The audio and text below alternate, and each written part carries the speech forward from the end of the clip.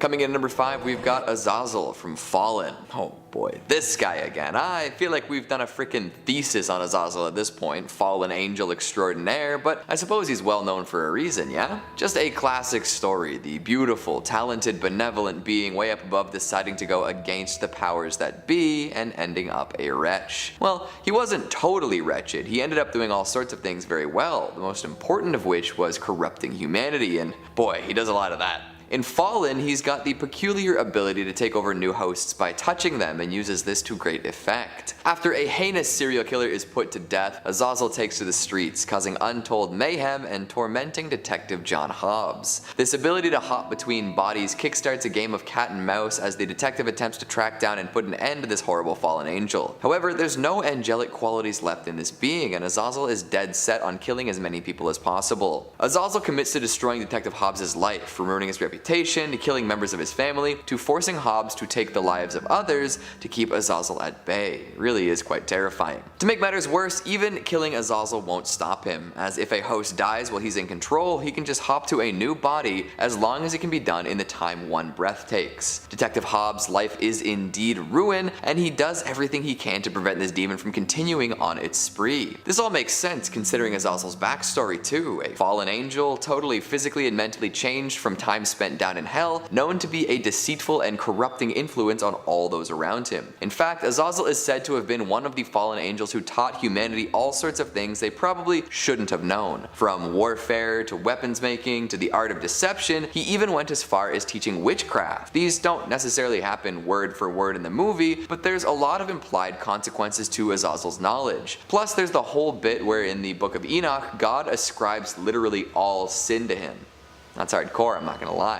Coming in number 4, we've got Angel from Angel. Creative name, right? The thing is, this angel is less than heavenly. In fact, it's not really a biblical angel at all. I know that's sort of been the vibe for a while with these videos, but really, this angel's all in the name, more or less. It's a story of a father desperately searching for his missing daughter, who supposedly was abducted and dropped off at Raven Rock, an abandoned and dilapidated town. He hires a group of investigative journalists to head on down and see if they can find her. When they arrive, they're faced with a spooky ghost town, once a jewel of industry specializing in logging. For years, people have been mysteriously disappearing at that very same location, so the whole place was shuttered. But even after being closed down, the disappearances continued. Spooky, right? Well, there's more. One of the folks hired to look for young Ava is a woman named Maya, who apparently has connections to these disappearances. Her mother was a Raven Rock obsessive, doing her darndest to figure out the secrets this town hid. However, her mother didn't solve the puzzle and died in the process. So now Maya leads these sleuths through the town of Raven Rock, warning them of the legend known as Angel. This masked assailant seems to be involved in the disappearing people and doesn't want the team snooping around.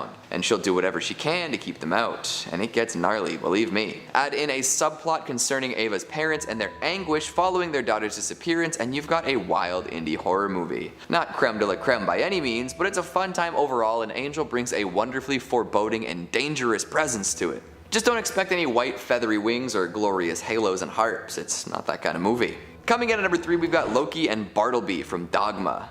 This one is questionably horror at best, but how am I going to ignore these two lunatics for 2 lists straight? Who doesn't want to see Matt Damon and Ben Affleck exploit loopholes in religious dogma in a petty attempt to get back at God? Come on. This flick gets its name from the idea of being a strict rule follower and not going back on a set of principles laid out by authority. Dogma. A pretty classic angel theme, don't you think? So when the angels break rules set out for them, bad stuff tends to happen. We see it in classic tales like the Watchers, who descended to Earth in order to indulge in human hedonism. Other fallen angels make good cases against breaking the rules as they end up in hell, either suffering eternal torment or leading hideous armies of the damned. Loki and Bartleby break the rules and get banished to Wisconsin. Tough if you're lactose intolerant for sure. In classic slacker fashion, instead of making up for what they did or accepting their new lives and making the best of it, this dastardly duo figures out a loophole that would let them back into heaven. However, exploiting this loophole successfully would result in Dogma being broken and thus God being proven wrong. This has dire consequences for everyone, as proving that God can be wrong would cause the end of the world.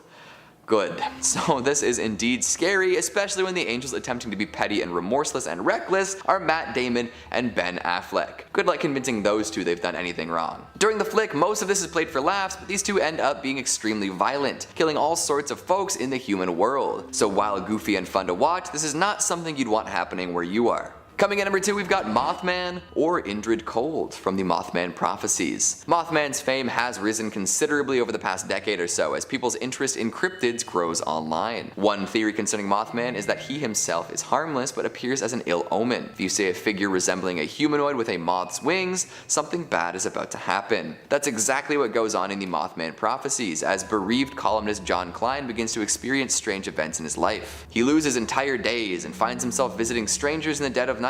People he's close to get calls from mysterious figures who let them know of horrible incidents about to occur, although there isn't much anyone can do about it. After getting into a car accident with his wife, John walks away uninjured. However, his wife spends some time in the hospital before succumbing to an unrelated brain tumor. Damn. He discovers all sorts of drawings of a dark angel-like figure amongst her belongings and then starts to see stuff like that himself. Now, it's never explicitly confirmed in the movie, but some do say that Mothman is indeed an angel who does its best to warn people of impending danger. However, Mothman is not a phenomenal communicator, so instead of giving clear instructions and warnings, he kinda just shows up and speaks spookily. Vague portents of doom and gloom and misunderstood death counts make for a very creepy experience overall. So even though Mothman, or Indrid Cold, or that warning angel isn't explicitly dangerous, there's the implication of disaster that comes along with it. So watch yourself out there.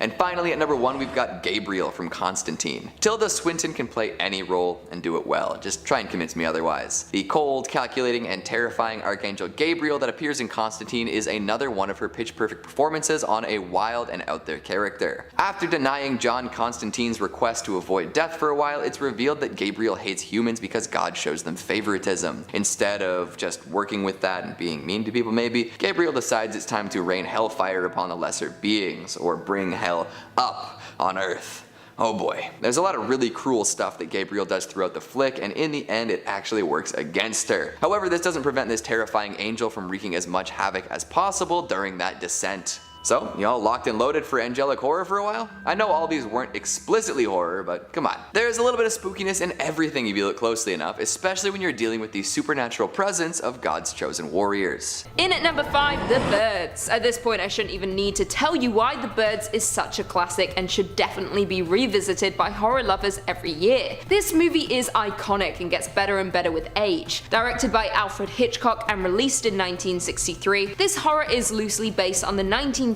story of the same name and focuses on a series of unexplained bird attacks on the people of Bodega Bay in California. The movie stars Rod Taylor, Tippi Hedren, and Jessica Tandy, with it being the movie that propelled Hedren into the limelight. Though the movie itself may sound ridiculous, it is truly a terrifying and bizarre film that quickly made everyone second guess Bird's true intentions. The movie was such a success, it has since been deemed culturally, historically, or aesthetically significant by the United States Library of Congress back in 2016, essentially selecting it for preservation. Now, of course, the most iconic part of the movie is the simple fact that the majority of birds used in the film were in fact real, which of course resulted in a few minor injuries to Tippi Hedren, who suffered a lot on the set of the movie, with Hitchcock being known to be particularly nightmarish. On top of that, Hitchcock also signed Hedren to a 7-year contract, which restricted her from working at any other studio. This of course only came out following the death of the director. Despite that, the movie itself is a work of art, and one of the most significant horror movies in the genre's history. Killer Birds. It sounds impossible, but Hitchcock made it happen, and he did it with swagger,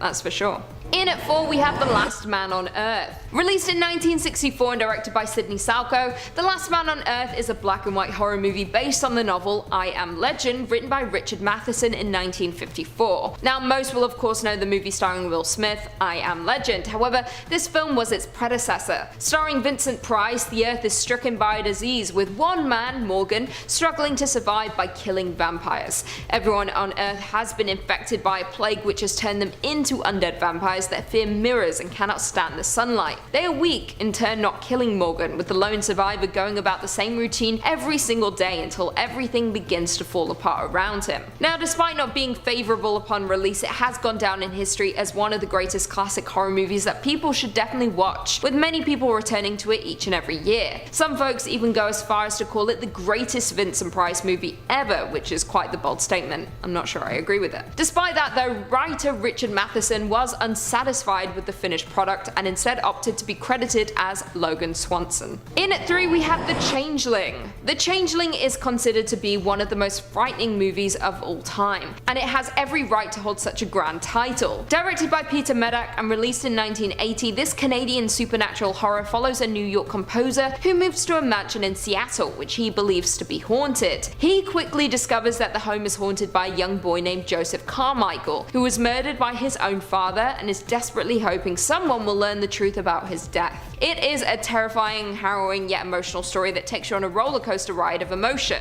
It also tells of the changeling, someone being replaced by someone else, the doppelganger. It opts for exposition instead of jump scares, which truly works in the film's favour. The screenplay itself is based on the experiences of Russell Hunter, the co-writer of the movie while he was living in the Henry Treat Rogers mansion in Denver, Colorado in the late 60s. According to Hunter, he experienced a series of unexplained phenomena in the home, with him even discovering a century-old journal hidden in a room detailing the life of a disabled young boy who was kept in isolation, which is absolutely gut-wrenching to think about. Hunter then claimed to have a seance during which time the spirit of a deceased boy guided him to another home where human remains were discovered alongside a gold medallion bearing the boy's name. Very spooky indeed. Coming in at 2 we have The Haunting, perhaps one of my favourite horror movies based on one of my favourite books. The Haunting is a 1963 horror directed by Robert Weiss and based on the novel The Haunting of Hill House by Shirley Jackson. Many of you will of course be familiar with the television show of the same name, but it should be noted that the show is drastically different from the novel and the movie.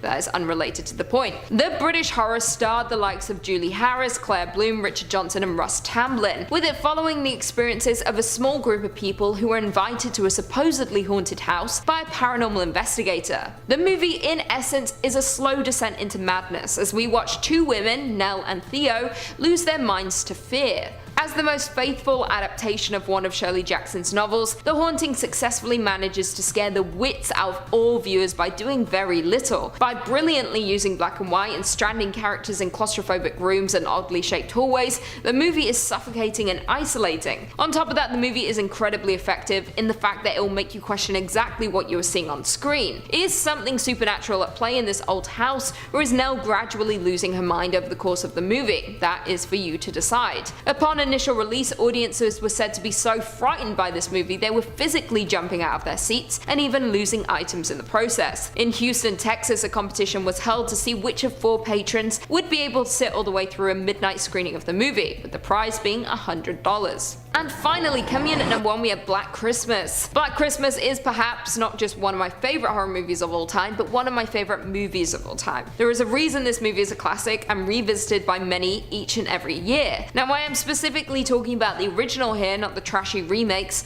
let's make that known. Directed by Bob Clark and released back in 1974, this Canadian slasher follows a group of sorority sisters who begin receiving threatening calls from an unknown stalker, who eventually goes on to hunt them down and kill them one by one during the Christmas season. Starring the likes of Olivia Hussey, Margot Kidder and John Saxon, this movie was inspired by the classic legend of the babysitter and the man upstairs, as well as a series of murders that took place in Montreal, Quebec. The movie from beginning to end is an utter thrill ride, with the calls becoming increasingly more aggressive and the sorority sisters quickly getting taken down in very gruesome and grisly ways. Now what made this movie so damn wonderful was the simple fact that the characters weren't straight-laced girls next door like many slasher movies prior to this were depicting them as. They all had issues. One was an alcoholic, one was a rebel, one was pregnant out of wedlock. They were human characters, something at that point people were rarely seeing. It is also a whodunit story, with us constantly guessing who the killer could possibly be. Is it the boyfriend? Is it one of the sorority girls? Is it the chief of police? And oh boy, when you find out, it is a real doozy. On top of that, the movie is of course Canadian and was filmed in Toronto, which is where I live, so props. Now, like many horror movies, Black Christmas polarized critics upon its initial release. However, with time came more adoration, with the movie now being considered a cult classic and one of the greatest horror movies ever made. Not to mention, it is one of my favorite Christmas movies to watch each December.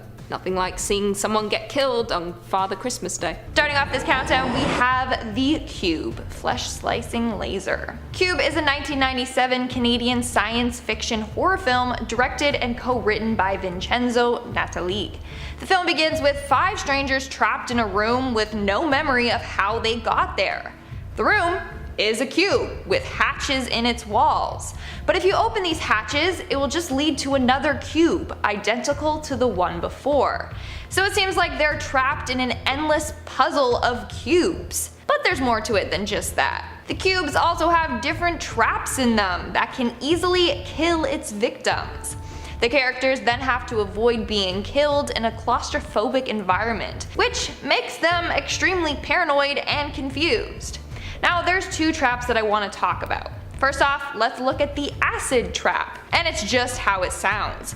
It's a trap that squirts out acid and burns one of the characters' face right off.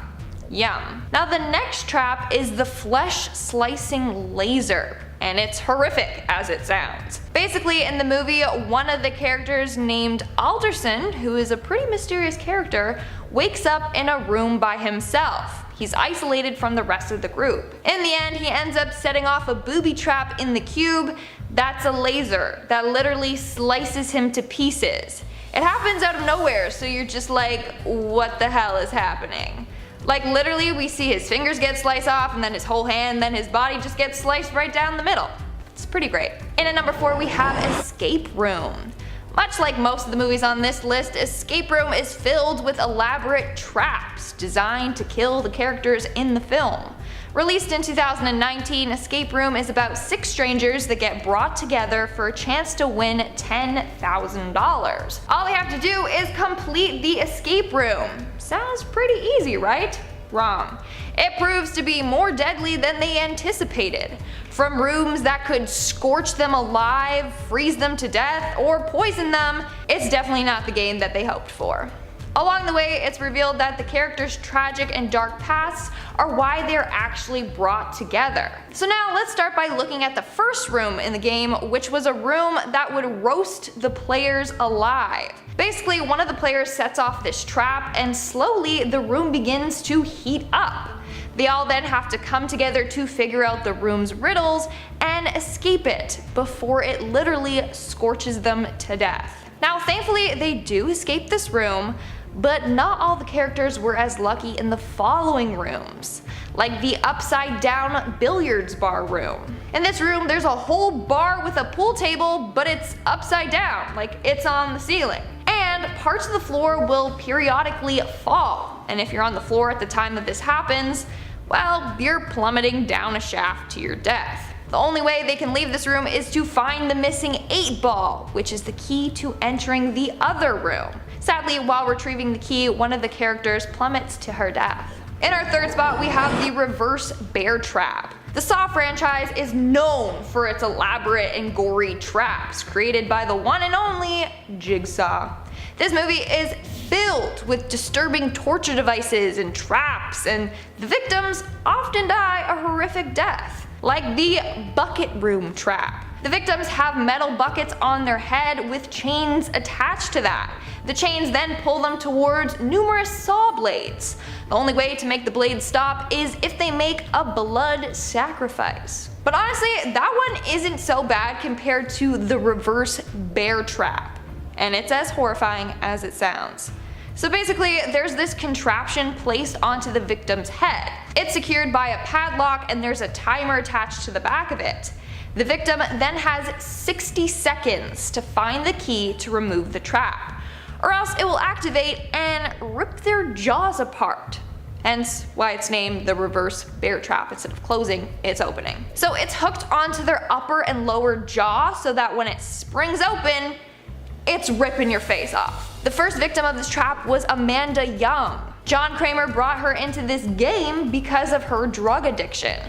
She was abducted by him, and when she came to, she found herself strapped to a chair with that contraption on her face. Turns out that the key was in the stomach of her dead cellmate. At least she thought he was dead, turns out he was just paralyzed. Anyways, Amanda musters enough courage to stab the dude and then cut him open to retrieve the key to free herself. She was one of the few lucky people to escape the wrath of Jigsaw. Others hooked to this trap haven't been as lucky. In our second spot, we have The Collection. The 2012 film The Collection is a sequel to the 2009 film The Collector. One of the more gruesome scenes involves a nightclub, a bumping party, and some deadly blades. Not a kind of party you're gonna catch me at. So basically, the bad guy in this film, the Collector, booby traps an entire nightclub. It starts off with the main characters of the film going to this party, but one of the characters sees her boyfriend with another woman. Being upset, she leaves the dance floor and unknowingly sets off a booby trap. From there, massive blades start coming down to the dance floor, ready to chop up the distracted dancers. And in a very bloody scene, it does just that. But the Collector doesn't stop there. The survivors weren't safe for long. Afterwards, they get trapped in this cage, and the roof of the cage starts lowering down on the panicked victims. And sadly, they didn't escape that, so they all got squished to death. It's quite an elaborate trap if you ask me. It's also very dark and gory to watch this all happen. And in our number 1 spot, we have the shotgun carousel. Not gonna lie, I could have made this list entirely with traps from the Saw movies. Jigsaw, or John Kramer, has taken the lives of countless victims with his gruesome traps. This time, we have the shotgun carousel. It was featured in the 6th movie of the Saw franchise. 6 people were chained to a pole of a rotating playground merry-go-round thing. There was also a shotgun attached to it. Then the ride was spun. When the ride stops, the shotgun will go off and shoot whoever is directly in front of it. In order to survive, you have to rely on someone to press down on 2 buttons simultaneously. The only catch, when they do this, their hand is pierced with a metal spike.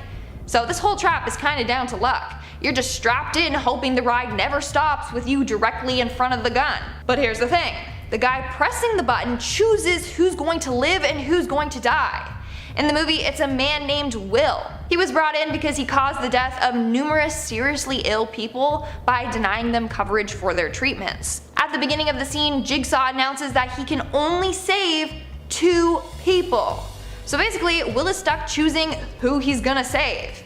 Everyone is in a panic, pleading with Will, telling him why they should be spared. At the beginning, Will hesitated to have his hand pierced and let Aaron be the first one to be killed. This furthered the panic of everyone because no one wants the same thing to happen to them. Honestly, it's a true nightmare. Kicking off at number 5, Road Games, 1981. Oh, he's just killed a girl. Did he make love to her first? I don't know. What's the difference? It makes a lot of difference. I think in order to play the game properly, we have to know what he thinks of women. And the fact that this film is widely forgotten by the mainstream is a feat in and of itself, because stylistically, Road Games is a visual treat that was way ahead of its time. It's also widely considered by none other than Quentin Tarantino to be his favourite film ever made. If that's not an accolade, I don't know what is. Released in 1981, Road Games is an Australian horror thriller set in the outback, produced and directed by Richard Franklin and written by Everett de Roche, and starring, you just wait for it, the one, the only, Jamie Lee Curtis, during a time when her career as the greatest final girl of horror history had already been cemented in John Carpenter's Halloween. She figured she'd head over to Australia, shoot this film, and then everyone kind of forgot about it. But they shouldn't have, because it's really good. What plays out is an incredibly straightforward storyline. A truck driver named Patrick Quid, played by the formidable Stacy Keach, travels across the outback, picks up a hitchhiker, Jamie Lee Curtis. All the while, a killer is on the loose. And because of that simple storyline, what plays out is an almost Hitchcockian runaway train, with direct nods to the tight dialogue and characterization of Rear Window and North by Northwest. If you're into equal parts sweeping vistas and equal parts close quarters violence, you will absolutely love this film. Coming in at number 4, Parents, 1989.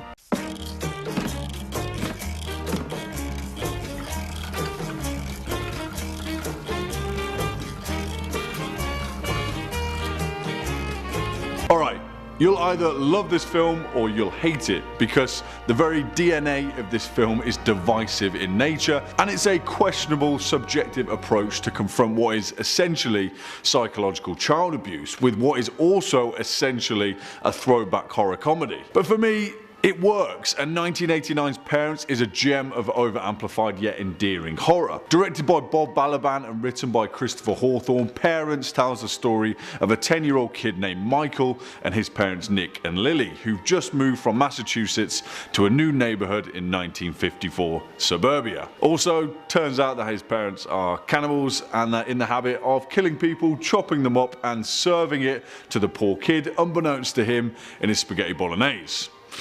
Not cool, Parents. Not cool at all. Yeah, listen, this film was an absolute flop at the box office, and Balaban's foray into feature filmmaking never truly recovered. But if you scratch away the surface, Parents is just an incredibly entertaining and straight up grotesque display of mom and pop suburban horror. While the tone may be off in some parts, the fact that we see this whole thing through the eyes of a child is horrifying enough. Next up at number 3, The Gate, 1987.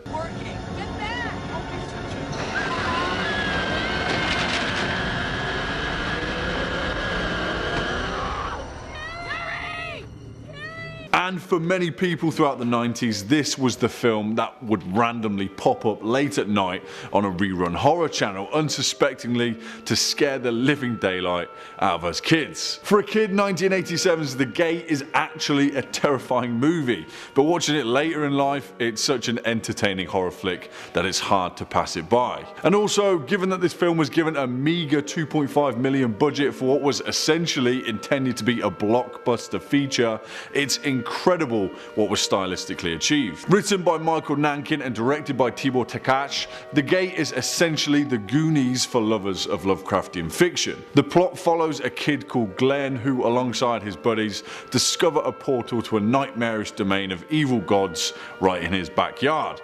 And what plays out is a classic tale of a bunch of ramshackle suburban kids trying to battle the forces of evil. But this film shines in its small nuanced scenes where the true horror begins to reveal itself. I don't really want to ruin anything, but there's a scene where Glenn dreams that he's dancing with what he thinks is his dead mother, but it turns out to be something much more horrifying than that. Give this one a watch, you'll have fun either way. Swinging in at number 2, Opera, 1987.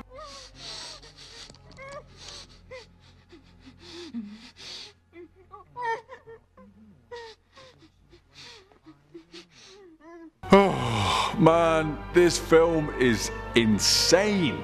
We briefly spoke about Italian giallo horror a week or so ago, and 1987's Opera is perhaps one of the best modern demonstrations of this strange and alluring style of horror cinema. Also known as Terror at the Opera, this film was written and directed by Italian cinematic legend Dario Argento, the man also responsible for the fantastic 1977 supernatural thriller Suspiria. An Opera follows the story of a woman named Betty, the unwitting star of an avant-garde production of Verdi's Macbeth, who is stalked by a mysterious and exceedingly violent killer. It's a fantastic, horrific mystery, and stylistically is a frantic joy to watch. The thing is though, director Dario Argento refused to budge when the studio tried to cut the last 11 minutes of this film, and because of that, Opera was never released theatrically, only being made available in the US as a VHS release. I think perhaps if it was released fully to theatres, then this film would have cemented its place amongst the greats of horror cinema. 1987 was a year of hits and misses for horror cinema, but Opera would have probably taken the box office if it had the chance. And finally, our number 1 spot, Cronos, 1993.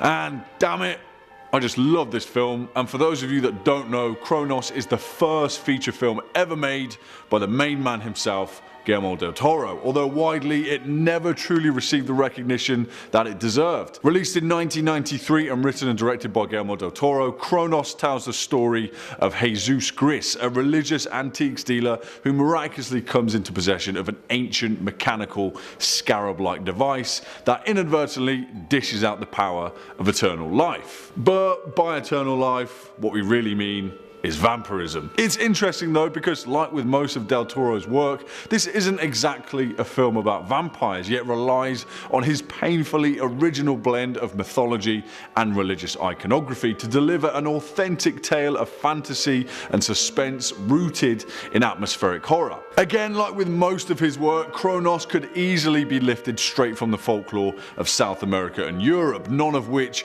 is based in oversaturated gore, but instead delivered as the dark horror and violence of humanity's brush with the magical and the mystic. As Del Toro painfully continues to remind us, there is a price to pay for the curious, and Cronos is great if you're curious, so just give it a watch.